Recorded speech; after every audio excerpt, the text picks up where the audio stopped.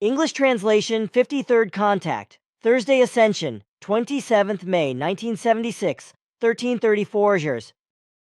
Today I bring back the drawings to you. You should only label them according to my instructions.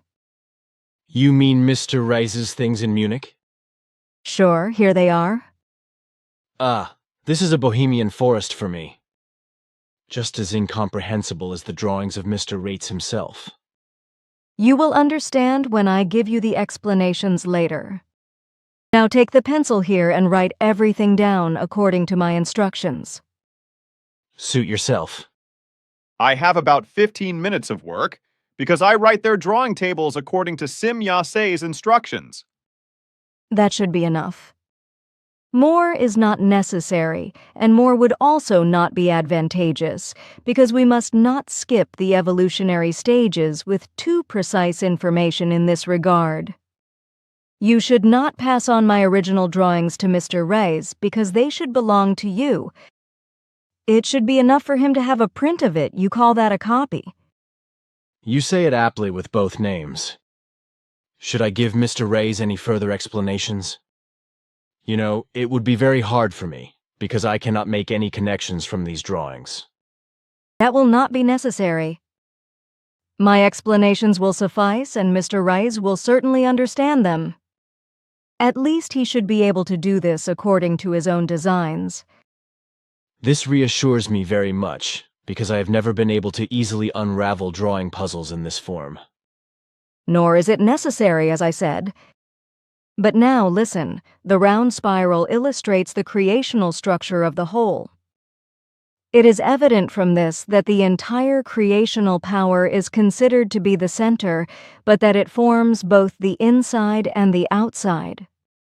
The powers of the new creations emanating from creation resonate through the interior and exterior and also develop in this form.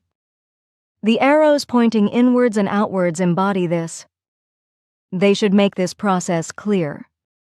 The corresponding 7 levels of development, which are subdivided again into 7x7 mature forms, correspond both to the conditional evolution stages of the life forms and to the energetic forms. So it becomes obvious by the fact that the overall structure takes place in the form of a spiral and is absolutely uniform for all forms of matter, both the fine material and the coarse material. Also, this evolutionary form, which cannot show any other form, is of universal validity. Therefore, if the Earth human chases after other concerns and assumptions, then he or she moves in fundamentally wrong paths and misconceptions, because the entire universal life in every form is creationally directed and is not subject to any degenerations or variations. Like the creational power itself, any other existence has to follow the same paths. However, the Earth human is ignorant and unknowing. Consequently, he or she searches and draws illogical conclusions from sham observations. There are no 7 levels of the Sol system because all existing levels are all universal. Consequently, no worlds and suns or whole systems have separate levels. So there are truly only 7 all-universal levels, which in their overall structure are, however, also arranged differently than assumed by the terrestrial human being. The presentation you have given me is thoroughly wrong and corresponds exactly to the earthly human errors. In order to correct this error, I have used his own representation to better understand the designer, according to which he is able to recognize the truth if he really makes an effort to do so. It will be understandable to him that I cannot grant him the last and most exact data, because he must compile these himself. For his better understanding, however, you should give him those records which I have already given you at an earlier time concerning the levels of development. Also, I want you to explain the following to him. The attached diagram, made by me according to his own design, shows the true structure of all levels, from the spiritual of origin to the material and relative perfection. He may recognize the individual intermediate values of the different levels from my earlier exposition, so that I do not need to name them another time, and have therefore omitted them in the graphic representation. However, the following should still be explained. The Earth human being is to be urged not to complicate all things and to seek the truth where it can truly be found. This, however, is truly not complicated and also not scientifically conditioned. On the contrary, it is very simple, thus it can be understood by a child. The universe is the inner and outer body of creation. In its entirety pulsates the universal mind and the universal consciousness and the power of life, of existence in general. This is permeated by everything, and everything is permeated by it, so everything forms a unity in itself. All life and all evolution admitted to it also takes place in this unity itself. So the universe is the inner and outer body of creation at the same time. Everything existing in it is also inner and outer at the same time. But all life springs from this itself, and in it all developmental evolves. So every creation has emerged from inside and outside, develops inside and outside, and perfects itself in the same form in order to enter into the absolute power of the creation as an absolute power inside and outside. The consistency of this fact can be represented schematically with the graphic representation, whereby the outer two semicircles record the egg-shaped spiral of creation, in which even everything develops spirally from the absolute power to the absolute power. The connecting lines from the material primary level to the absolute levels of creation embody the permanent connection of the two material forms of existence of a gross and subtle nature, which are maintained by willpower at the exit from absolute power until re-entry into absolute power. The same applies to the material intellect will. The different levels are also recognizable from the representation, if my earlier explanations are called in to help, whereby it can also be recognized that the Earth human is to be classified into the sixth step of the second level of development, which corresponds to a still lower state, and says that these life forms only slowly advance to the frontiers of the recognizable truth, and only attain the most minimal realizations of spiritual values. But this level also reveals that the Earth human is currently living in an evil dichotomy between lies and truth, and dismisses everything that corresponds to the truth. They believe themselves to be very logical and infallible and blaspheme the truth by denying it through unreasonable and unreal explanations and assertions. This is also the level at which the greatest errors of spiritual and consciousness-based concerns are committed, because the life form is torn back and forth between the will to know and research and not yet understanding the truth, unfortunately often misled by elements of megalomania, who are still incapable of any logical understanding and thinking and want to distinguish themselves precisely because they seem to be much more than they are in truth.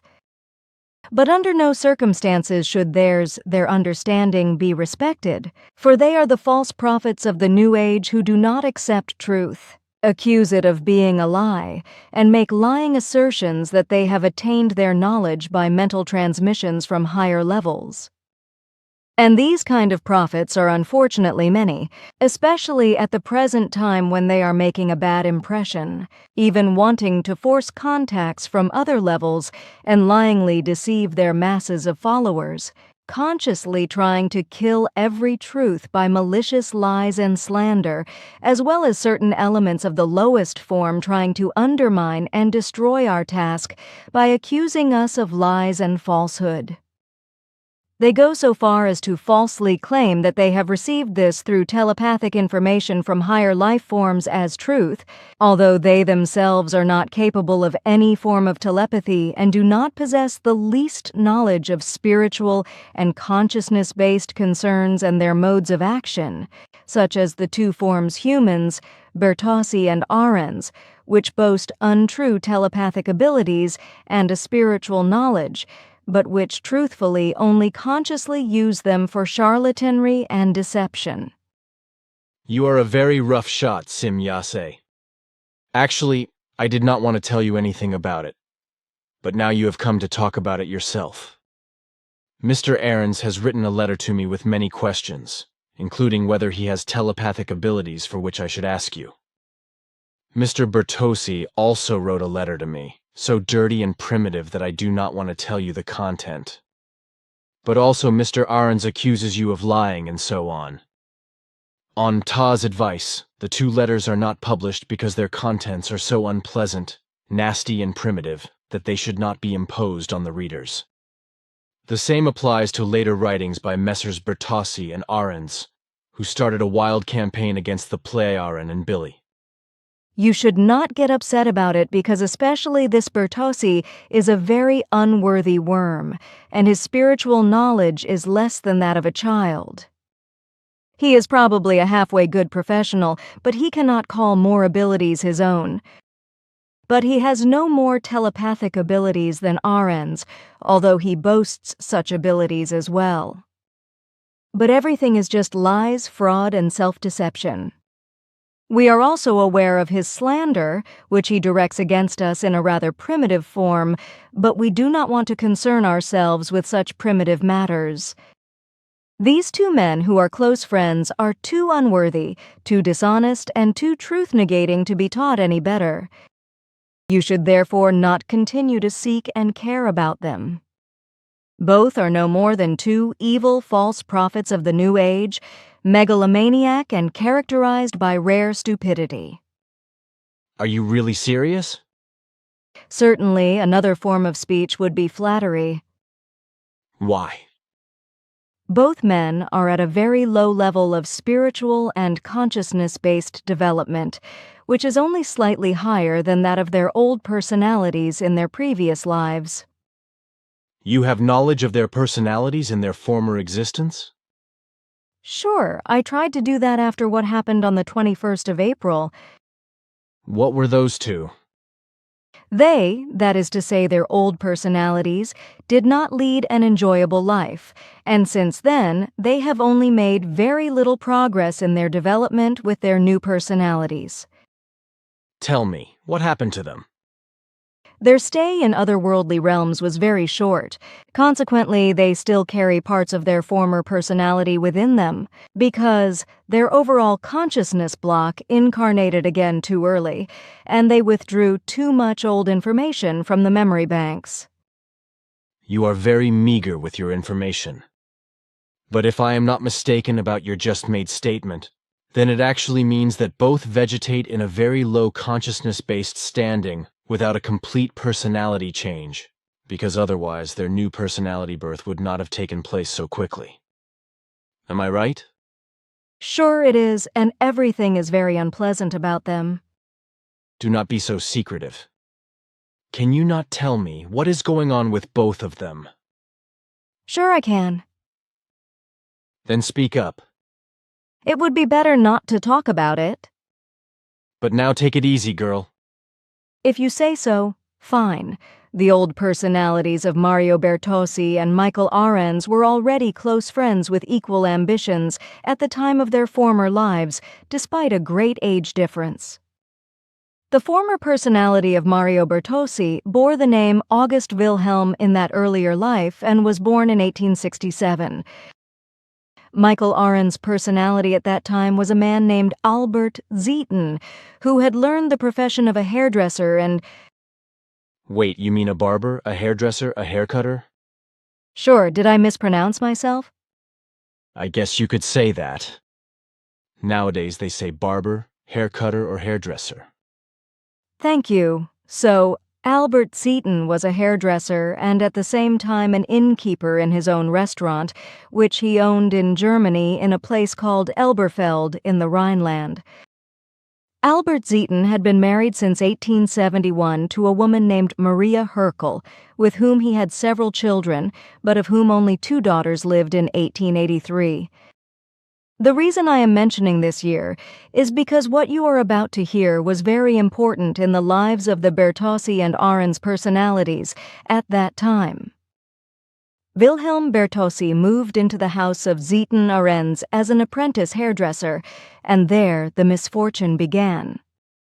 Zieten Arens was of a vicious, brutal, and irascible nature, struck his wife Maria and the children with severe beatings, was an alcoholic and adulterer, and of a sloppy nature.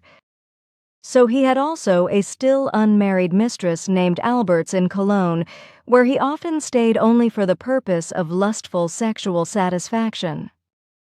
Thus for days he was away from home, where he left the family to their evil fate and put the apprentice Wilhelm Bertossi as his representative over his family.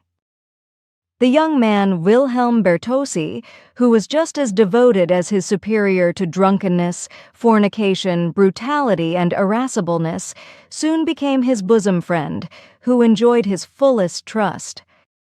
Thus came what had to come. One day in 1883, Zieten Arens went back to his mistress in Cologne, while Wilhelm Bertossi played himself up as deputy head of the family. Having long since been tired of the only supervising role, he had for quite some time been thinking about the rather foreman's pretty wife Maria, for whom he had sexual desires in spite of his young age. On this evil day now, the cravings of his sexual desires overwhelmed him, and he committed the deed. With persuasion and violence, he tried to persuade the woman Maria to have sexual intercourse, but the woman also resisted with violence, so Wilhelm Bertossi in a matter of minutes glowed with a furious rage and seized a heavy hammer, which he struck brutally on the woman's skull. Overflowing with blood, she collapsed and lay on the ground, unconscious and slowly passing away to death. The man Wilhelm Bertossi now, at that time was only 16 years old, hit the completely defenseless woman several more times with his bare fists, in order to tear up her skirt and trouser dresses and sexually rape her. Afterwards, he simply left the life-threateningly injured and desecrated woman lying and sneaked into his chamber, where he lay down unscrupulously and soon fell asleep. A short time later, his friend and foreman, Zieten Arens, came home and found his slowly dying wife lying there covered in blood. He immediately thought of Wilhelm Bertossi, who alone could have been responsible for this infamous act, but before he could catch him, Zieten Arens was arrested and incarcerated by the police, after which he was later blamed for the death of his wife. For this he was found guilty and sentenced to death by a court hearing in Elberfeld from the 28th of January 1884 to the 2nd of February 1884, after which the two former friends with the great age difference had meanwhile become mortal enemies, because the young Wilhelm Bertossi denied any guilt and accused Zieten Arens of the murder and rape of Zieten's wife Maria Herkel.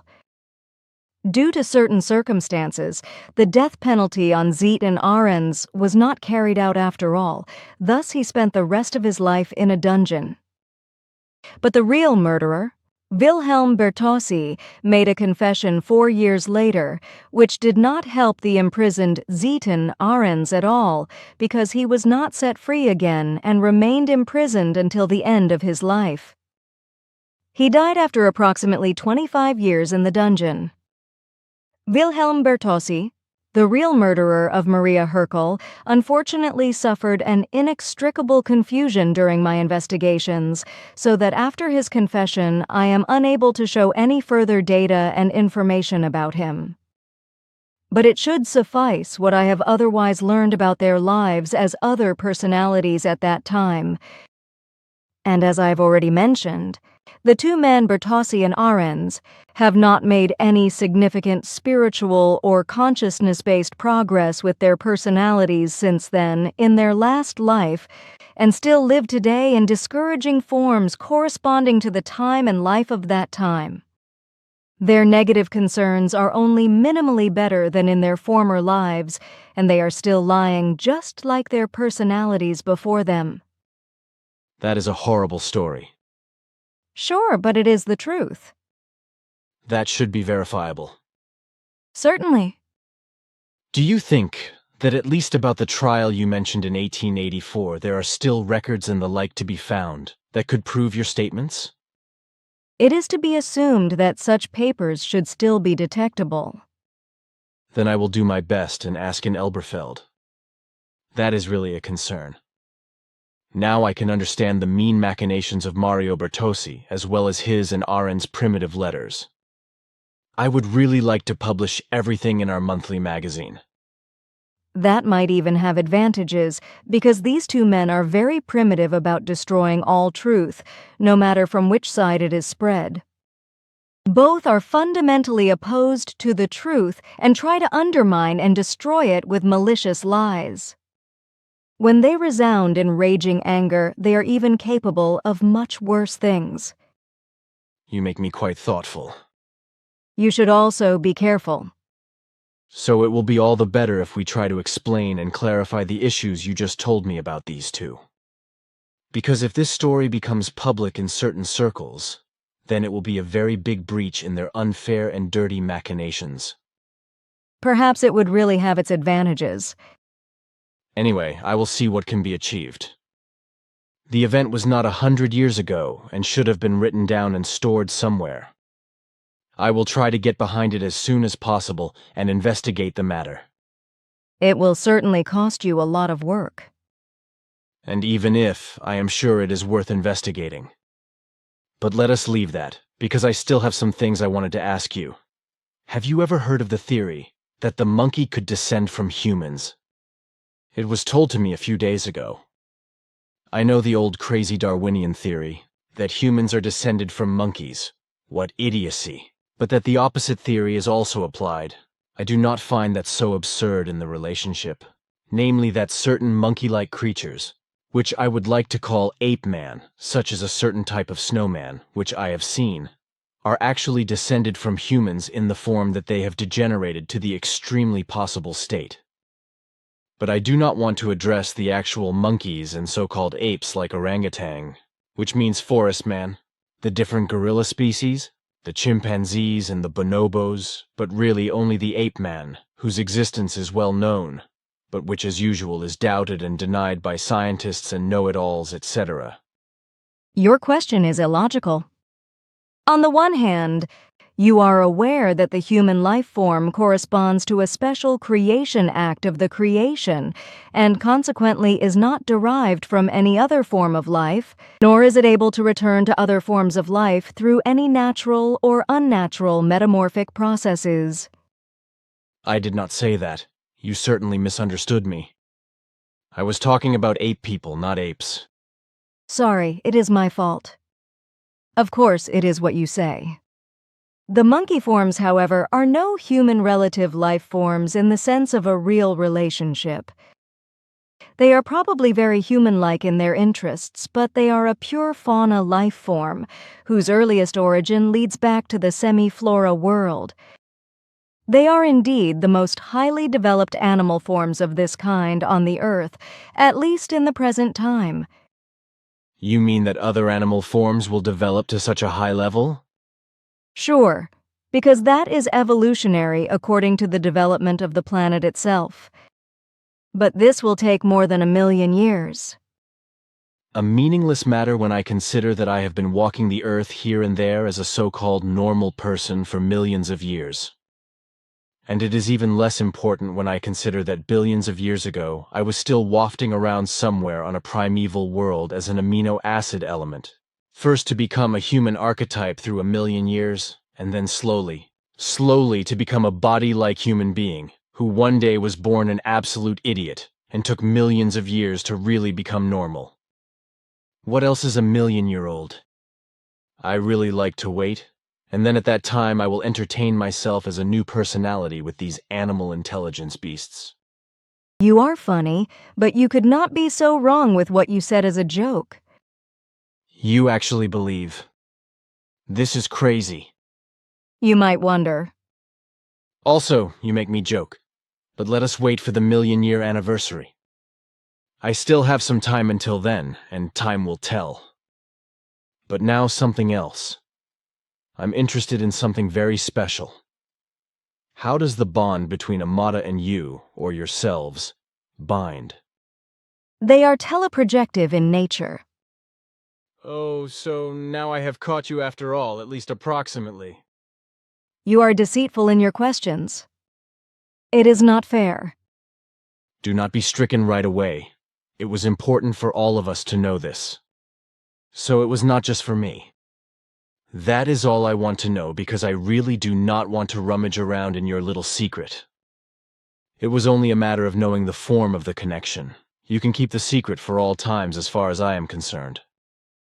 It will not take that indefinite period of time. Then I will tell you, and excuse me, obviously I put an inappropriate word on you earlier. Do not linger over it. I already know what it means. On the other hand, I am pretty tough. But if you still allow me, then I have another question regarding Amada. You see, I do not want to trick you again. It only interests me why you are making this tele-projective connection. This is not just about connection and a simple contact, is it? You're putting it together correctly. Amada has certain direct back connection to an Aryan group, the value of which is of great importance. This group, that is to say their descendants, still live on the earth today, but their whereabouts have remained unknown to us, and it is precisely this group that we are trying to find, as this is of importance to us. Then it is a quite valuable group of people, if I am not mistaken. You are not mistaken. Thank you. I am satisfied with this. It opens up a lot of new perspectives for me, which, as usual, you will logically assemble into a complexity and conform to the actual facts. I already know that about you, but please do not talk about these things because they are not ripe yet. Decades may pass before then. you are pretty accurate about your time at least once. That is not like you. Slowly, I find my way in the earth-human manner of conceptualizing and thinking. I also have to learn these things first, and we are not immune to mistakes. Which a certain Mr. Mario Bertossi and a certain Bertossi bosom buddy find hard to address in you. In their stupidity, the two of them actually think that you must not admit to mistakes you have made, that this is probably a disgrace and a sign of spiritual underdevelopment, because Bertossi and Arends have written to me literally, because Sim-Ya-Se has admitted to too many of her mistakes. There is no need for an answer, for only lack of spirituality, and the lowly intelligence itself cannot understand that errors and mistakes must be made and admitted. I hope you did not answer that primitive low intelligence. You hit the nail on the head. The letter will remain unanswered forever, even if the gentleman turn green and blue with anger. I am happy about your decision. But now I would like to tell you something. Please pay my dear friends my sincerest thanks and my dearest wishes and greetings. For what they already know. You speak almost like an Earth human, but I am happy about it, and I will be very happy to try to fulfill your wish. But, tell me, what do you know? Did you do something behind my back?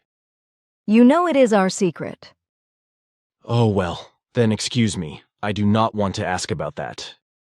That is sweet of you. But now set the final point, because you always make strings sound that should be better muted. Then think of the last farewell. I felt a bad pain in me. That is why I traveled and stewed in the devil's kitchen myself. You know, girl, a loving and honest friendship can often be very difficult. I also perceived that in a painful, fine, fluidal manner.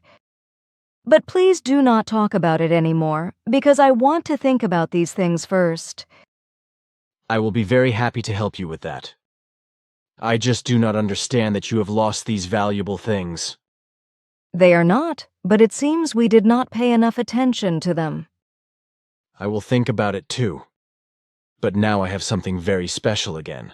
On the 8th of May, I received a letter from a Mr. Köhler from Mannheim, Germany, in which he wrote to me that he had learned through a trusted person that I was in direct and telepathic contact with you, whereby it is interesting to note that various people have recently reported that they had learned through real mental abilities that our contacts were indeed genuine and of great importance. This only in contrast to the primitive assertions of Bertossi and Arends. Now Mr. Kohler wrote to me that older reports from France from 1959 to 60 reported that French contact persons had joined together in a secret order, Friends to the Stars. After, in the years 1953-54, beings had appeared from the Pleiades in France and had taken the contact persons for around 10 years to the Pleiades on visit. Mr. Kohler writes that he contacted 2 of these people in December 1974, after which he was told that the contact persons had received secret and extremely important information from the Pleiades, about which they would have to remain silent. Since 1966, the contact had ended, and by the beginning of 1977, a comprehensive work consisting of 3 books and more than 200 documenting photographs was to be put on the market in France and Portugal. In another letter, Mr. Kohler writes me, after I had asked him for the addresses of the contact persons, that he unfortunately does not know them, because he only knows the names of some persons who would help the Friends to the Stars, which seems to me to be a rather primitive name, by the way. Look here, these are the names: Georges Galichon, Paul Moroni, Gilbert Farol married couple, and Séverine Sauvant. He writes about these names that he could only infer from their conversations that they all lived in a place near Albret, in France. What is this all about? It is a very dirty lie by these Frenchmen. Their existence is completely unknown to us, and so far no life forms of our worlds have ever had contact in such forms in France. Also, no beings of our Federation have ever had such contacts in France. Obviously, it is a fraudulent and lying work of some profit-seeking people who want to achieve financial advantages through fraudulent machinations. Or it is a work of primitive deception for the purpose of ridiculing the truth. Even the lie that these alleged contact persons had been visiting the Pleiades for 10 years corresponds to such primitive ignorance of the facts that the assertion itself is a lie. It is not worth it to say any more words about it.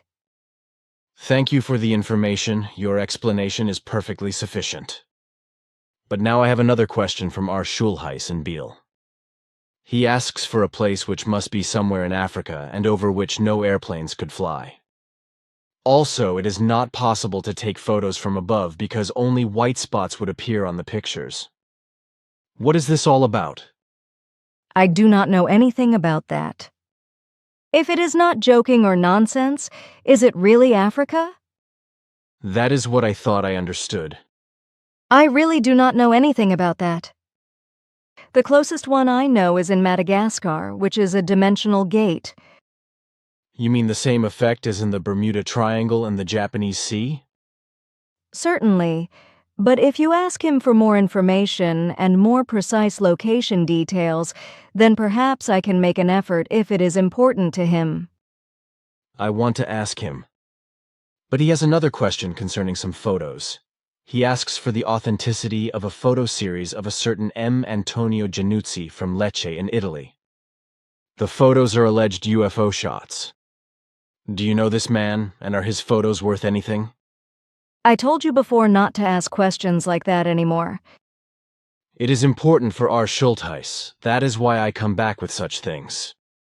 Sure, I understand, so I want to make an exception, but it really should be the last one. Antonio Giannuzzi is not a serious man, he is a joker. He's never taken any real pictures of beam ships or anything like that. His pictures were created by throwing objects into the air and photographing them while flying. A very easy undertaking in order to manufacture fraudulent photographs. Well, then I have a personal question regarding the Syracusa in Sicily. You told me he was a real visual contact or something, with the reservation that you had to be careful about his religious expressions, because they were his own works. You know, I have relatives who live nearby there, at least temporarily, and I would like to ask them about Syracusa. It is not worth it, because Syracusa can only give a few real details about some flying objects that he has seen, and through which he mistakenly received impulse telepathic messages from foreign beings once or even twice, which he did not know how to use and distorted beyond recognition, which I have only recently learned. Gosh, girl, did he not have any personal contacts? No, he never had any of those.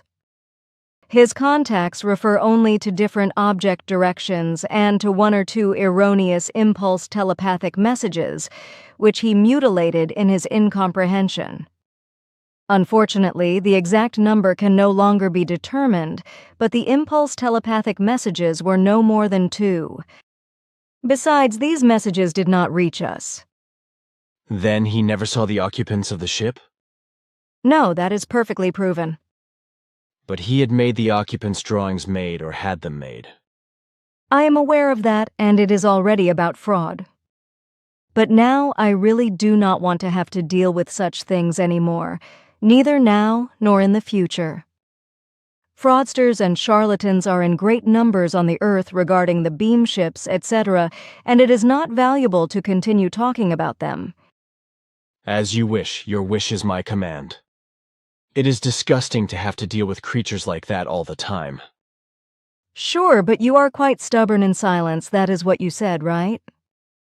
How so? If you do not want to talk about certain things like what happened this morning. Oh, that is what you mean. But that is really not worth mentioning. I just think you could have given me a hint that you made yourself scarce. Suddenly, I just had no more contact and everything was impermeable. Several times I have suggested to you that you immediately seek the vastness if any elements stand in your way or spy on you.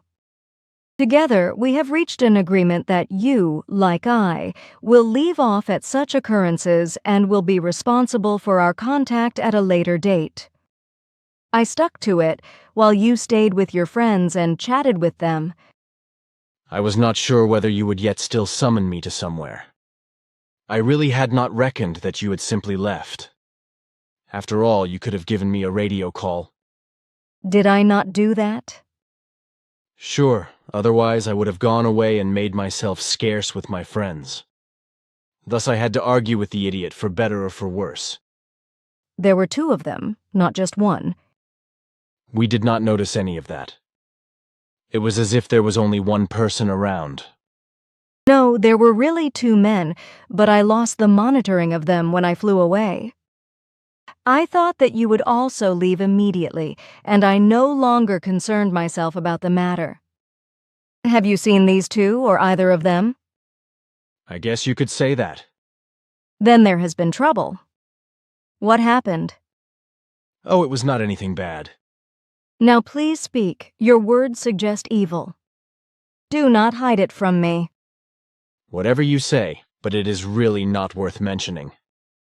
It was just another guy banging around with a toy gun. And, speak up. So what? Nothing has happened. Your statement does not satisfy me. You are hiding something from me. Fine, if you want. The idiot shot my agenda book, which I had put in the breast pocket. Then the bullet, a small caliber, bounced off a strong metal plate, which I wore under my clothes as a precaution. I was prepared for the whole thing, because I had dreamed the incident 3 different times before. So that is how it is, and then what happened? Well, the guy went off like a lightning bolt after that, like a shadow. In the dark night, I was only able to see a blurred, whitish spot, the one who took off. When he then came into good position, I just shot with my pistol and conjured for him the bright straw hat from his skull. After that, he must have disappeared like a devil's bullet, because we could not find him despite searching immediately. Of the shot-through agenda that Billy carried in his breast pocket. Photo, Hans Schutzbach.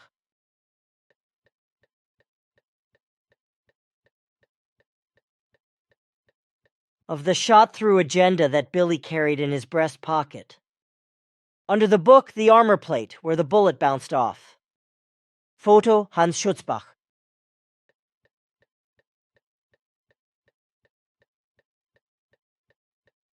Billy's jacket and his gun. Clearly visible in the upper center of the picture, the rejection point. Photo, Hans Schutzbach.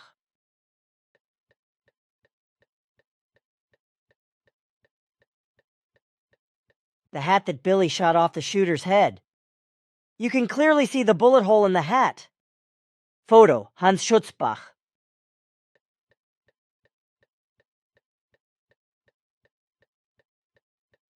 An assassination attempt on Billy by Jacobus Bertschinger. It was on Ascension Day, the 27th of May, 1976, when the four of us, that is to say, Hans Schutzbach, Konrad Schutzbach, Billy and I were on our way to a new contact with the spaceship pilot Sim Ya-Se from the Pleiades in the Tostal Zürcher Oberland. As driver, I steered the vehicle according to Billy's instructions, who in turn received them continuously by telepathy from Sim Ya-Se from her beamship.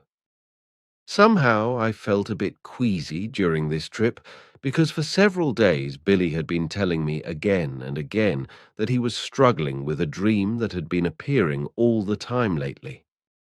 It was that in the dream he was hit by a bullet that bored into his left chest. And since Billy was very attentive to his dreams, he took this as a warning, so he asked me to cut an armor plate measuring 19.5 x 16 x 0.7 centimeters and drill 2 holes into it as a support. And since we had just such bulletproof armor plates, which Billy had ordered from the car company Frey, for testing purposes the armor plates were used for armored vehicles, some security transports. I made the desired one from one of these plates. On the finish piece, there were 2 bullet holes of caliber 7.65 mm, which were caused by Billy's bombardment. Well, in this night, the midnight hour was already over. I fastened together with Hans Schutzbach as well as with his brother Konrad the armor plate, through which we had still pulled a wire at the 2 drill holes on the inside of Billy's heavy Canadian flying jacket at chest height, because Billy had seen the bullet impact in this area in a dream. At the same height there was a breast pocket on the outside, into which we put a larger agenda book, 16.5 x 10 x 2 centimeters. Billy was now wearing this padded jacket because he had the sure feeling that the dream event could happen this night.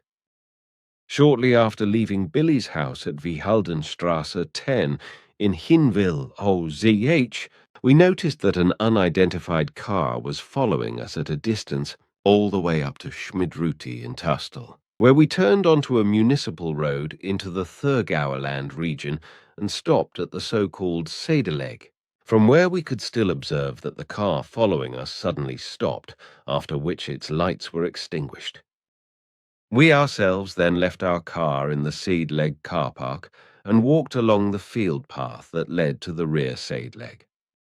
At a small gravel pit to the right of the path, which was adjoined by the forest, we stopped and listened into the night.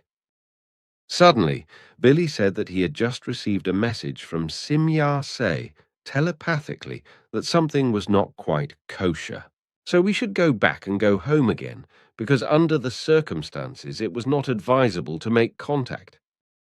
Standing on the dirt road, we discussed what Billy was saying, that maybe it would be good to get to the bottom of this, and that Sim Ya-Se, if there was no danger, was still available for contact.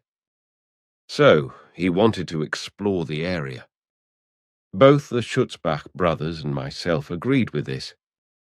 After this decision, Billy quietly walked down the dirt road, running along the edge of the forest, and we were able to follow his dark figure well in the rather bright night. He might be about 20 meters away from us when he suddenly turned around and came running back quickly. Arriving at our place, he said, breathing quickly, that he had heard extremely suspicious noises down at the edge of the forest, and that a strong twitch had rushed through his back, for him a clear sign that real danger was looming. Billy was standing to the far left of us on the dirt road when a shot was fired from the lower edge of the forest, which obviously hit him in the chest, because his right hand shot up and grabbed for it. Then everything was deathly quiet. Even the previously audible noises of the nocturnal animals had fallen silent. It lasted about a minute. Then we heard creeping noises, just like a human moving through the grass. And indeed, down the slope, which we could see clearly, a dark figure rushed by, but we lost sight of it only seconds later.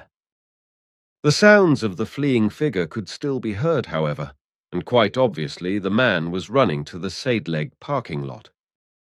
Listening to the sounds, I saw Billy suddenly rip his pistol out of its holster. His hand goes up, and then a fire lance flames out of the pistol muzzle, while a thunderous shot shattered the night silence. And before we, Hans and Konrad Schutzbach and I, had recovered from our surprise, Billy said completely calmly, "I shot the hat off his head." I just saw the guy just for a second against the clear sky when he ran out to the parking lot. Although I was used to Billy's shooting skills, I did not take his words at face value, but I wanted to see for myself if there was any truth in it. So I ran up the dirt road with the brothers Schutzbach and Billy towards the Sadeleg parking lot, when I suddenly saw something bright lying on the side of the road. And indeed, what I picked up was a light straw hat, which, as we later found out in the light, had a hole going in and out, and clearly of the caliber 7.65 mm, which Billy used. It was simply unbelievable for us, especially because the distance from where Billy had shot to where we found the hat that had been shot through was more than 100 meters.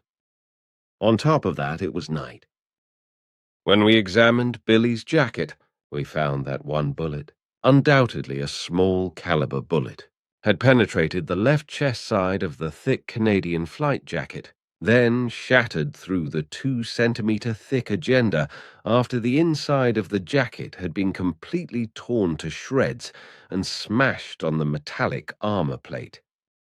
Unfortunately, the bullet could not be found anymore, because it had obviously been lost due to the movements during the race to the parking lot.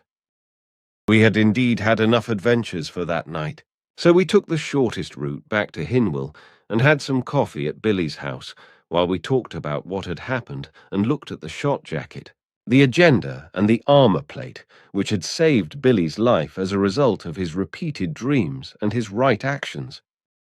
And to all of this I can testify that together with both Schutzbach's, all but the two 7.65 mm bullet prints, and that the agenda book was also completely intact when I put it into the breast pocket of the jacket, after which I never let Billy, as well as the two Schutzbach brothers, out of my sight for a moment, so that he could not manipulate anything, and everything actually happened, as I described it, and as we all experienced it. So that is how it is. It is the same for you again. It is typically your manner. That is why I can be reassured, because you always know how to help yourself. Thank you for the flowers. But now I will have to go, because otherwise my wife will be scared. She already got going when she heard about the story in the morning. Nothing happened at all. I want to possess your nerves myself. You are really good. Enough has actually happened, and it goes without saying that your wife must be worked up about it. Come on, I will give her a little joy. There is tremor grass growing over there. I will pick her a little bunch. Then give it to her with kind regards and my love to your wife. Also give her a kiss from me. She will certainly be happy. I will also make her a huge bouquet with daisies, corpse flowers, fern, leaves, and forget-me-nots. You may be right that she will be very happy. She well deserved it. Come on, let us go over there and fix everything up. Okay, General, let us go.